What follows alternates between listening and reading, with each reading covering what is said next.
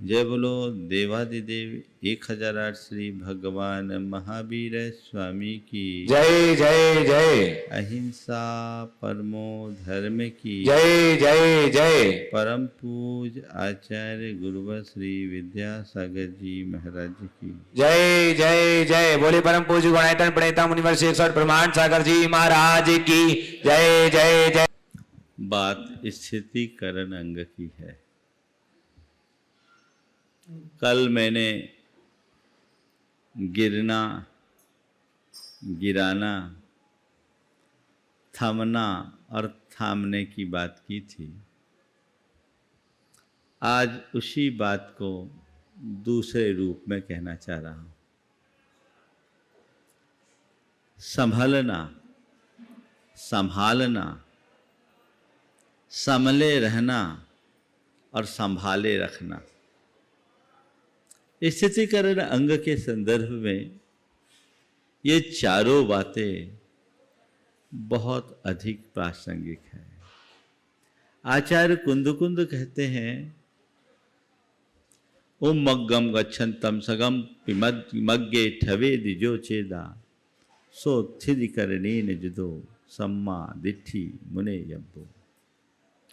स्वयं को सन्मार्ग में टिकाए रखते हुए औरों को भी जो टिकाए रखता है वह स्थितिकरण अंग से युक्त सम्यक दृष्टि जानना चाहिए। धर्म का मार्ग कोई साधारण मार्ग नहीं है, ये साधना का मार्ग है और बड़ा कठिन मार्ग है। दो तरह का रास्ता होता है। जैसे एक रेत के टीले पर चढ़ना हो और किसी पहाड़ी पर चढ़ना हो। रेत के टीले पर चढ़ने में कठिनाई कम होती है और चढ़ते वक्त थोड़ा आराम भी लगता है, क्योंकि उसका स्पर्श बड़ा भुरभुरा सा होता है। लेकिन हम थोड़ा ऊपर चढ़ते हैं और भसकती है, रेत भसकती है, हम वापस जहाँ के तहाँ आ जाते हैं। लेकिन किसी पहाड़ी पर चढ़ते समय हमें एक एक कदम को बहुत संभल कर रखना पड़ता है। चढ़ने में बहुत कठिनाई भी होती है और थोड़ी सी चूक हो जाए तो गिरने का डर भी होता है। लेकिन जो व्यक्ति संभल करके चढ़ते हैं वे पहाड़ी की चोटी पर पहुंचते हैं। पहाड़ी की चोटी पर पहुंचने के बाद जो आनंद होता है वो शब्दों में नहीं कहा जा सकता। एक वह मार्ग है जो हमें प्रिय है, वो प्रेय का मार्ग है, और दूसरा वह मार्ग जो कठिन है वो श्रेय का मार्ग है। प्रेय का मार्ग प्रिय लगता है पर उसका परिणाम कभी अच्छा नहीं होता। वो तो रेत के टीले पर चढ़ने जैसा है। लेकिन श्रेय का मार्ग कठिन है पर उसका दूरगामी परिणाम अति उत्तम है। हम श्रेय के मार्ग पर चले तो हमें चाहिए कि हम संभले रहें और खुद को संभाले। कोई गिर जाए तो उसे भी संभालने की कोशिश करे। मार्ग यही है। हमारे सामने बहुत बड़ी चुनौती है, कदम कदम पर गिरने की संभावना जुड़ी हुई है। इसलिए कहते हैं चलना संभल संभल के। अगर कहीं कदम लड़खड़ाए तो अपने आप को संभालो। आप लोग क्या करते हो? चलते चलते यदि कदम लड़खड़ाने लगते हैं तो अपने आप को संभालने के लिए क्या करते हो? बोलो डॉक्टर साहब, क्या करते हैं? बैठ जाते हैं या कोई आलम्बन लेते हैं, दीवार को पकड़ लेते हैं, है ना। कोई व्यक्ति मिल जाए तो उसे पकड़ लेते हैं, रेलिंग है तो उसे पकड़ लेते हैं, यानी कोई आलम्बन थामते हैं। बस मैं आपसे कहता हूं, खुद को संभालने के लिए, संभले रहने के लिए, औरों को संभालने के लिए और संभाले रखने के लिए आज के 4 सूत्र हैं। श्रद्धा, सहयोग, संरक्षण और समर्पण। श्रद्धा, सहयोग, संरक्षण और समर्पण। अपने आप को संभालना चाहते हो तो सबसे पहले मन में श्रद्धा रखो। अगर तुम्हारी श्रद्धा बनी हुई है तो तुम कभी नहीं डगमगाओगे, और यदि कदाचित डगमगाने भी लगे तो तुम्हारी श्रद्धा तुम्हें संभाल लेगी। किस पर श्रद्धा? अपने आत्मा के स्वरूप पर श्रद्धा, देव, गुरु और धर्म के प्रति श्रद्धा। जिनके हृदय में ये श्रद्धा गुण प्रकट हो जाता है वो अपने मार्ग से कभी डिगता नहीं, वह तो सुमेरु की तरह अकंप होता है। बड़े बड़े चलायमान कर देने वाले निमित्त भी आते हैं तो उनका कुछ नहीं बिगड़ता, बशर्ते तुम्हारी श्रद्धा पक्की हो। अपने अंदर झांको, टटोलो, देखो मेरे भीतर श्रद्धा का जन्म हुआ है कि नहीं। अगर हुआ है तो अभी वो किस रूप में है? बाल्यावस्था में है, युवावस्था में है, प्रौढ़ावस्था में है या बूढ़ी हो गई?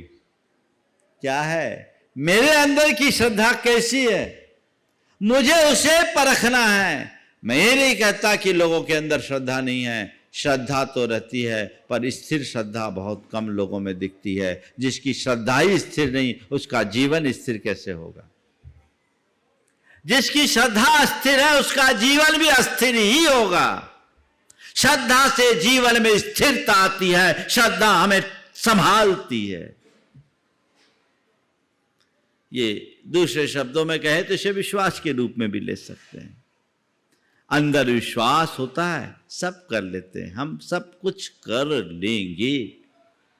अंतरंग में ऐसी श्रद्धा होनी चाहिए अपने स्वरूप के प्रति, देव, गुरु, धर्म के प्रति। तुम्हें कोई चलायमान नहीं कर पाएगा, तुम हर पल संभले रहोगे, चाहे कैसे भी निमित्त क्यों ना आए।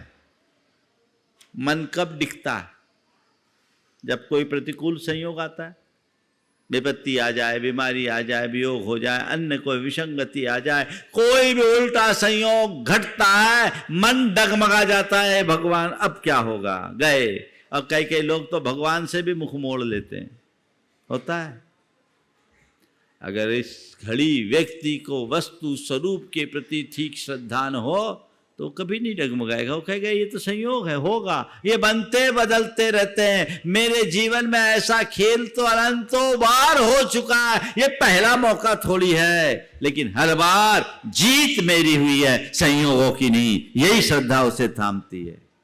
ये कर्म का संयोग है।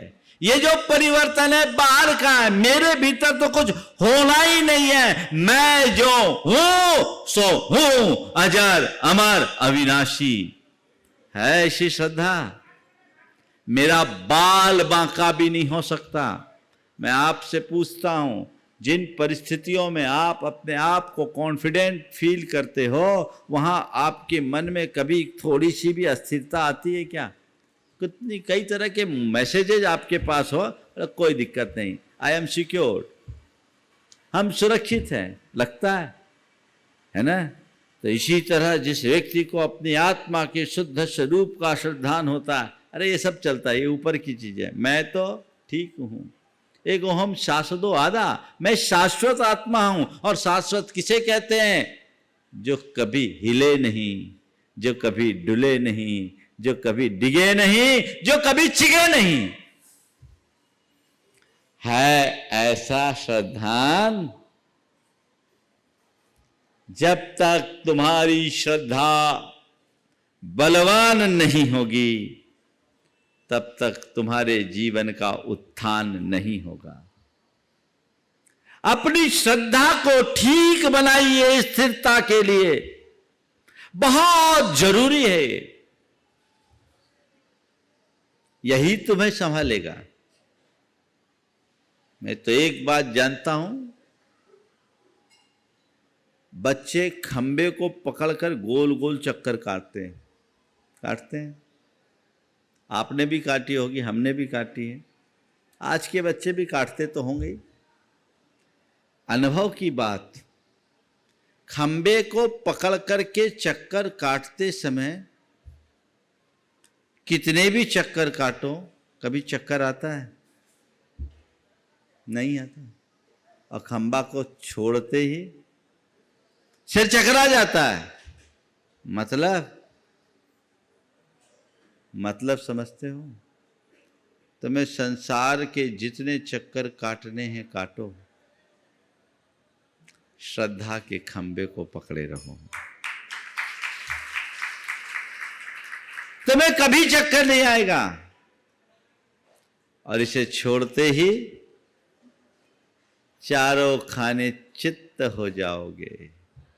तो खुद को संभाले रखना, संभलना चाहते हो, खुद संभलना चाहते हो, श्रद्धा को बलवान बनाओ।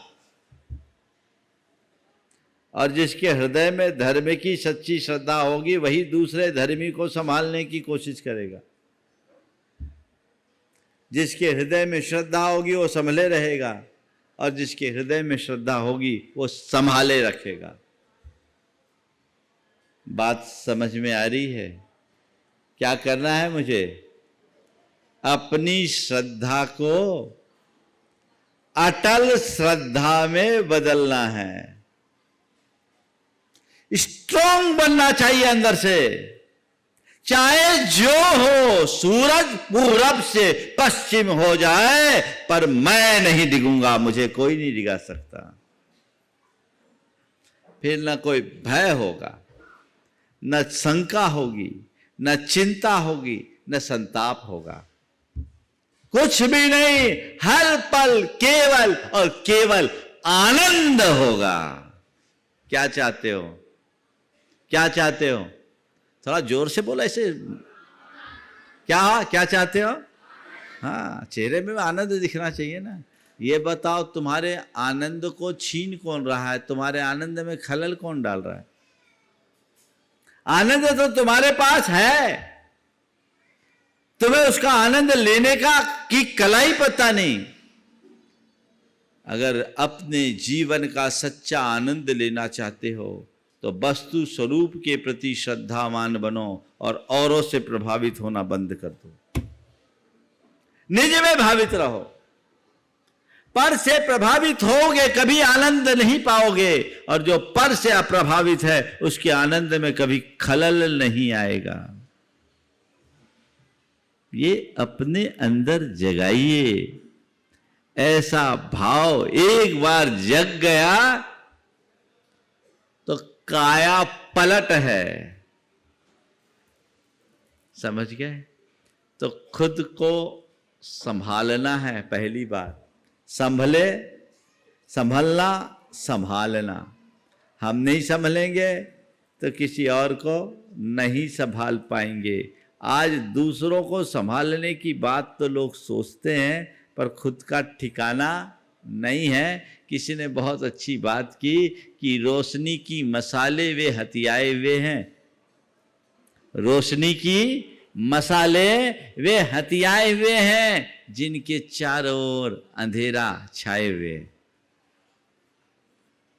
तुम मजबूत बनो, तब किसी को मजबूत बना सकोगे। धर्म पर श्रद्धा, धर्मी पर श्रद्धा, ये बनी रहनी चाहिए। और अब रहा श्रद्धा के बाद सहयोग। खुद को संभालना है तो हम तो अपने श्रद्धा के बल पर संभल गए।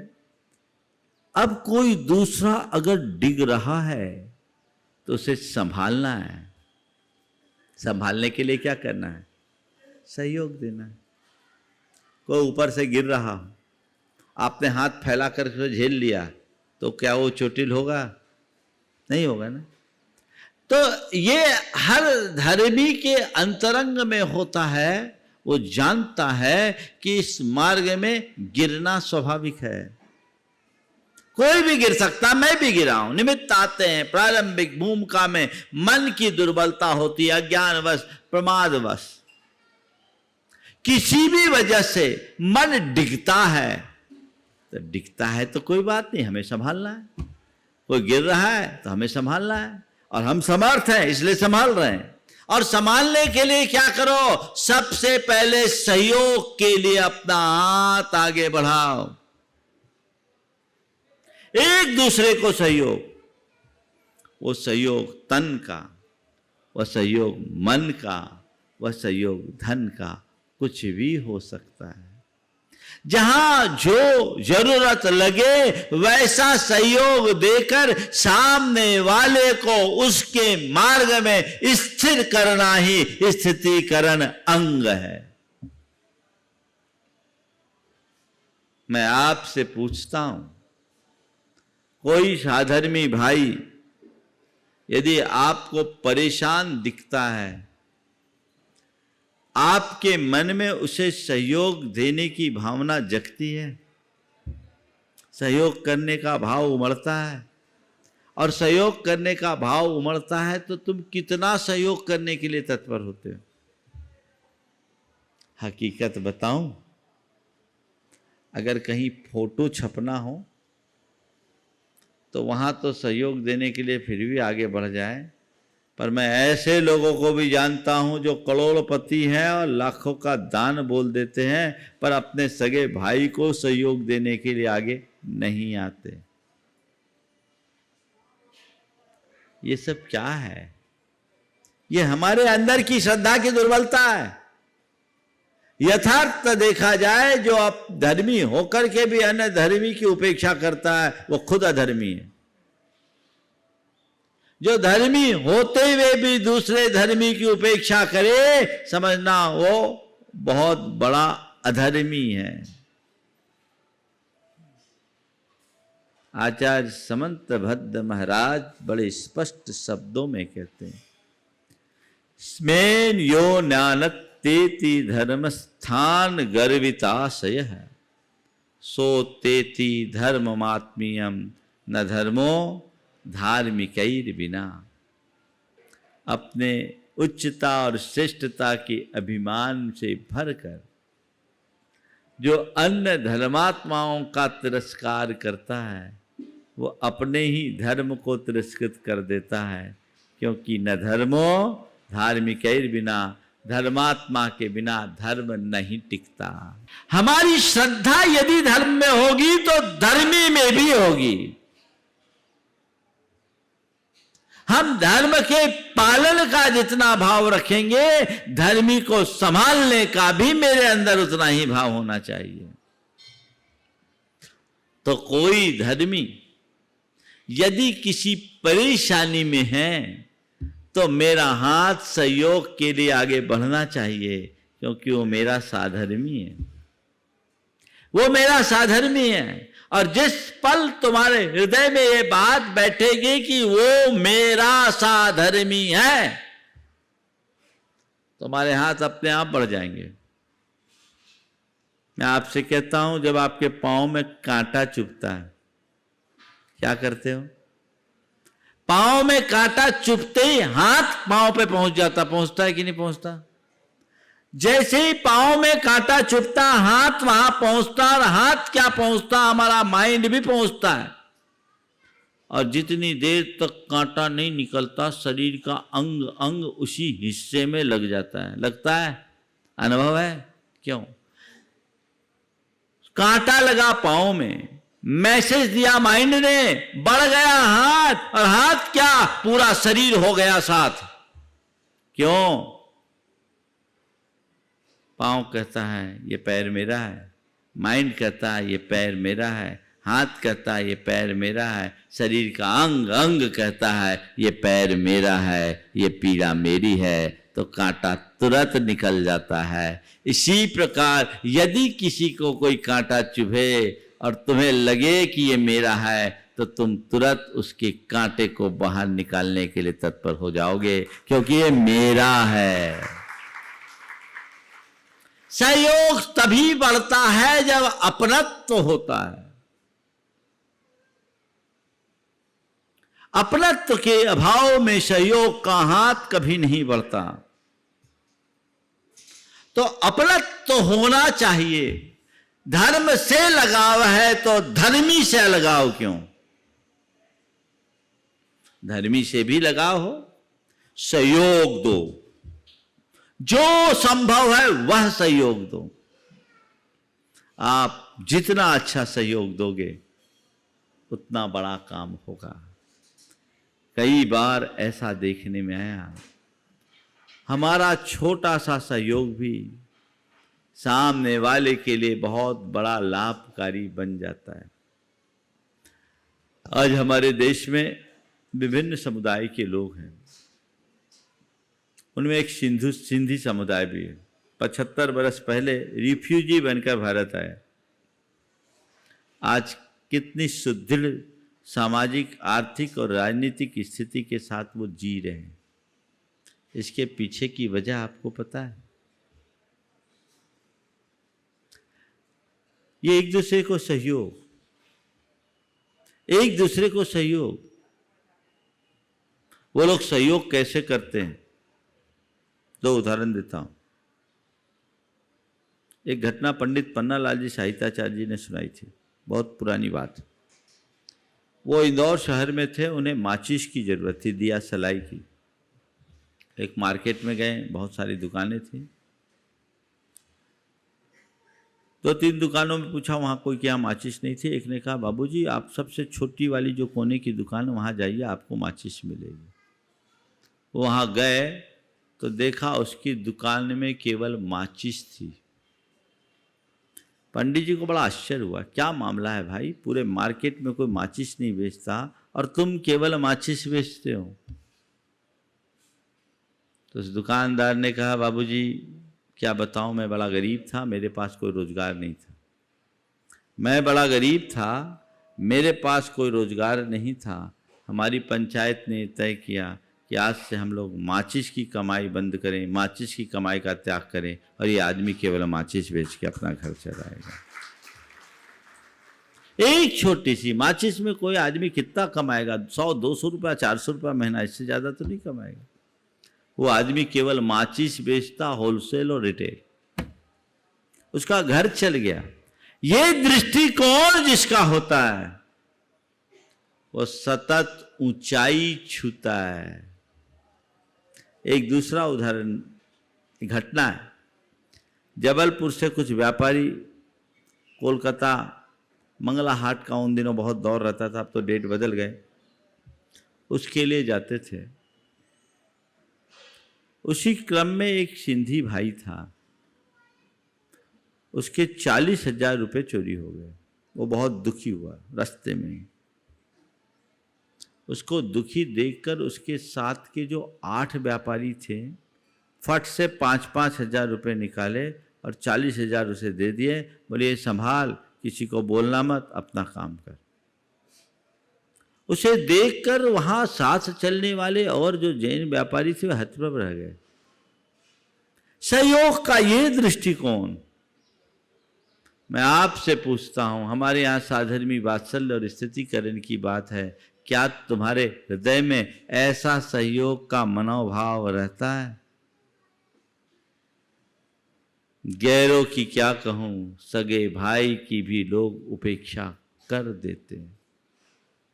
कैसे प्रेम पड़ेगा, कैसे जीवन चलेगा? दृष्टि जगाइए, भावना को उदात्त बनाइए, तब स्थितिकरण होगा। अगर हमारे शरीर का कोई एक अंग कमजोर होता है तो पूरा शरीर कमजोर होता है। हर व्यक्ति अपने शरीर के एक एक अंग की सुरक्षा के लिए तत्पर रहता है कि नहीं?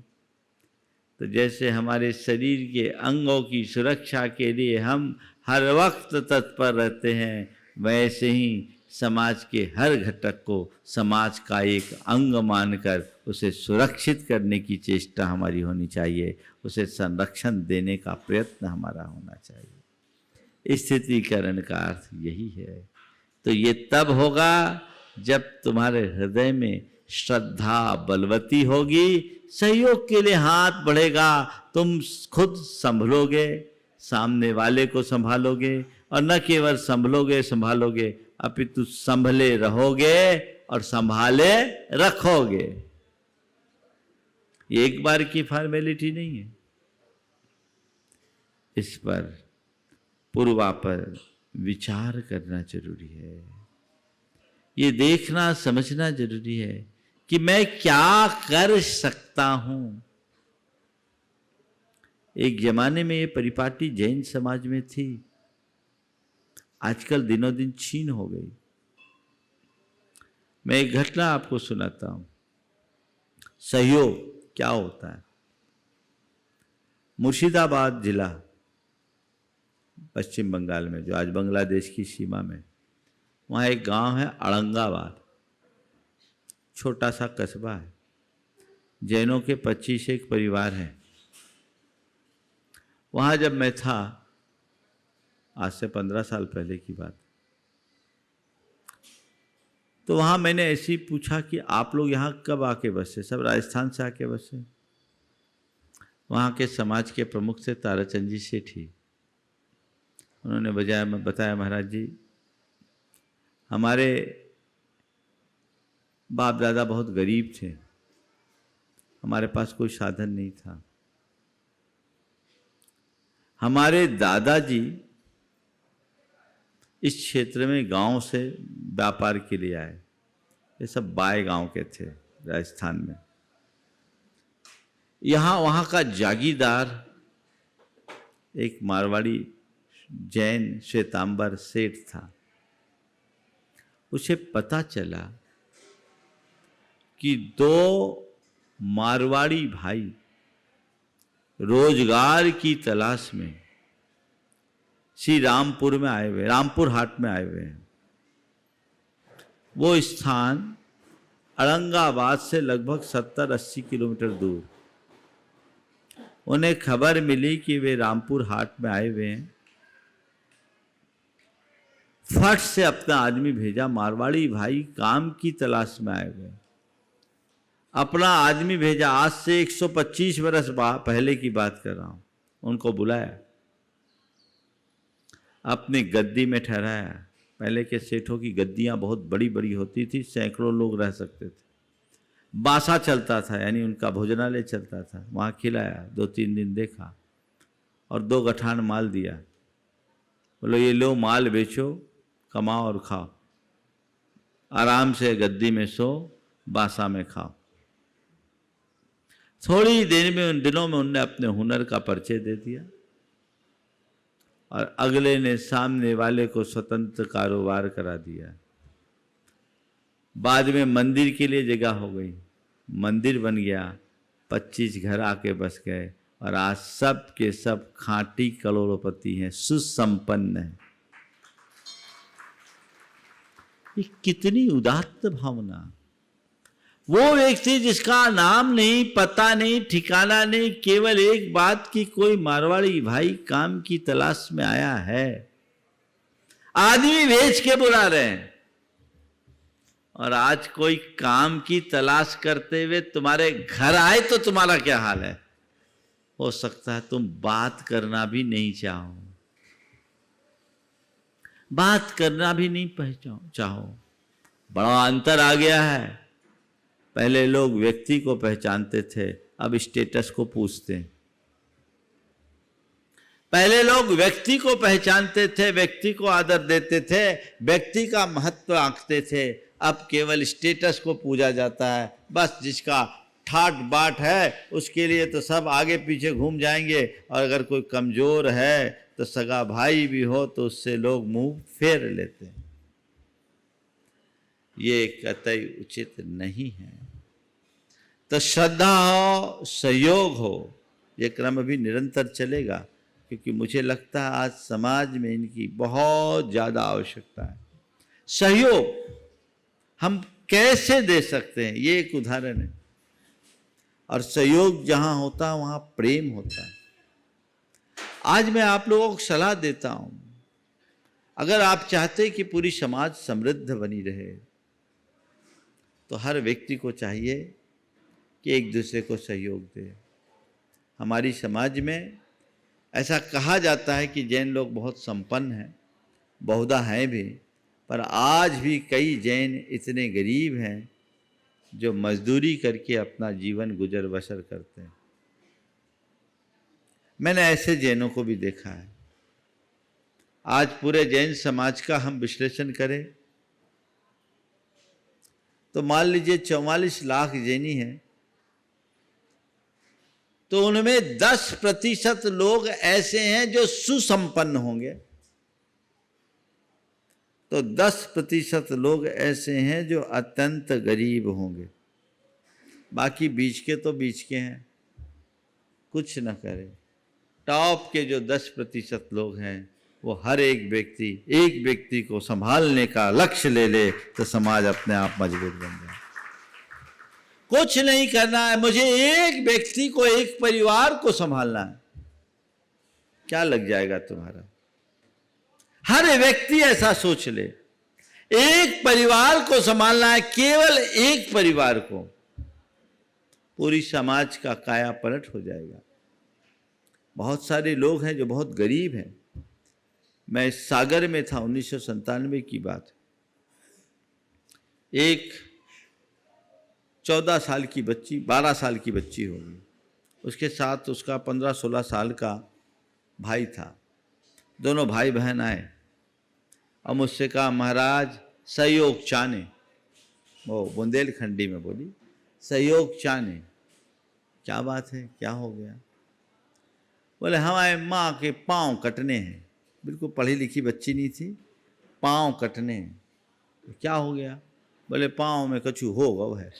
तो बुंदेलखंडी में ही बोल रही थी, पाँव कटने हैं। रिपोर्ट ला करके रखा है, उसने रिपोर्ट उसके हाथ में था, वो मैंने देखा। बोले क्या करते हो? बोले पापा मिठिया कहते काम कर रहे थे, हम बासन मांजत, बर्तन मांजते। उसका भाई था, उसका पूरा हाथ, उससे पूछा तुम क्या करते हो? बोले कब बस्ती धोत। जैन श्रावक। उस भाई का पूरा हाथ जल जाने के कारण पूरे हाथ में फफोले थे। मैंने सुना, मुझे बहुत वेदना हुई। संयोग से उसी दिन एक बहन जो यूनिवर्सिटी में प्रोफेसर थी, वो अपनी सैलरी लेकर आई थी। 30,000 रुपये उसके पर्स में थे, 30,000 उसने दे दिए। मैंने पूरा पता लगाया, जिस डॉक्टर से उसका इलाज चल रहा था, सब चल रहा था, पता लगाया। बोले ऐसे तो गड़बड़ होगा। मैंने उसे डॉक्टर सुभाष जकेरिया, गरीबों के लिए बहुत बड़े मसीहा हैं, भोपाल में बहुत बड़े आर्थोपेडिक सर्जन हैं, अपने से जुड़े हुए, तो गुनाइतर के ट्रस्टी भी हैं। मैंने उनके पास खबर भिजवाई कि ऐसा ऐसा केस है, इसको आप क्या करना है। मतलब गुरुदेव से कहो कि यहाँ भेज दे, मैं सब देख लूँगा। सागर भागोदय के एम्बुलेंस से उसको भिजवाया। वहाँ अजीत जी पाटनी एक वयोवृद्ध है, सामाजिक कार्यकर्ता हैं, उनने उनके रहने ठहरने खाने पीने की व्यवस्था की और डॉक्टर जकेरिया ने उनका इलाज किया। पूरा ऑपरेशन उन्होंने निःशुल्क किया। लेकिन ये घटना सामने आई से हो गई, लेकिन मेरे मन में एक सवाल कौंधता रहा कि हमारी समाज में एक तरफ संपन्नता का चरम और दूसरी तरफ बदहाली का ये रूप, ये कतई अच्छा नहीं लगता। हमें समाज में परिवर्तन की बयार बहानी चाहिए और समाज के कमज़ोर लोगों को आगे बढ़ाने का उपक्रम करना चाहिए।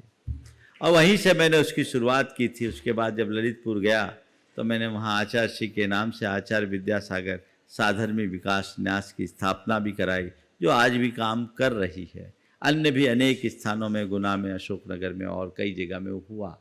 ये कार्य होना चाहिए और मैं निरंतर लोगों को प्रेरित करता हूँ, संस्था के रूप में या व्यक्तिगत रूप से लोगों को सहयोग देने की तत्परता होनी चाहिए। जो चाहो, जैसा चाहो, जहां जो अपेक्षित हो वैसा सहयोग। अभी कोरोना काल में सहयोग की एक अच्छी मिसाल प्रस्तुत हुई। पूरे जैन समाज ने लोगों के सहयोग के लिए अपना हाथ आगे बढ़ाया। गुणायतन परिवार ने भी हजारों परिवारों को राशन पानी आदि की व्यवस्थाएं की और चुपचाप, कहीं किसी को पता नहीं, जहां जिसे जो संदेश मिला उन्होंने ये कार्य किया और इससे उनको अंदर से बड़ी तसल्ली भी हुई। हमें ज़रूरत है ऐसे लोगों को सहयोग देने की, और जो संभव हो वो सहयोग दो। सहयोग देने का मतलब ये नहीं कि आप सब कुछ दे दो। मेरे पास चूंकि मैं इस तरह की बातें बोलता हूँ तो कई लोगों के आते हैं, हमें इतने लाख दिलवा दीजिए, हमें उतने लाख दिलवा दीजिए। जैसे कोई महाराज के पास टकसाल थोड़ी है भैया। मैं तो प्रेरणा देता हूँ, लोग उटपटांग काम कर लेते हैं और फिर इस तरह की बातें करते हैं, तो ये चीज़ें ठीक नहीं है। लेकिन फिर भी व्यक्ति की स्थिति को देखते हुए सहयोग दो, उसे व्यावसायिक सहयोग दो, उसे सामाजिक सहयोग दो, उसे आर्थिक सहयोग दो, उसे भावनात्मक सहयोग दो, उसको एक संबल दो ताकि वो उठ करके खड़ा हो सके और खुद संभले, औरों को संभालने में समर्थ हो सके। तो आज की बातों में जो संभालना, संभले रहना और संभाले रखना की बात है, उसमें श्रद्धा और सहयोग ये दो महत्वपूर्ण कड़ी है। उस श्रद्धा और सहयोग की भावना को अपने हृदय में निरंतर बलवती बनाए रखने की जरूरत है। हम तभी अपने जीवन का उत्कर्ष कर सकेंगे और स्थिति कर अंग को जीवन में चरितार्थ करेंगे। जब हम खुद संभलेंगे तो जीवन का आध्यात्मिक आनंद होगा और हम औरों को संभालेंगे तो धर्म की मार्ग की प्रभावना हम कर पाएंगे, समाज को संरक्षित कर पाएंगे और अपने जीवन का उत्कर्ष कर पाएंगे। समय आप सबका हो गया, यहीं पर विराम। बोलिए परम पूज आचार्य गुरुवर श्री विद्यासागर जी महाराज।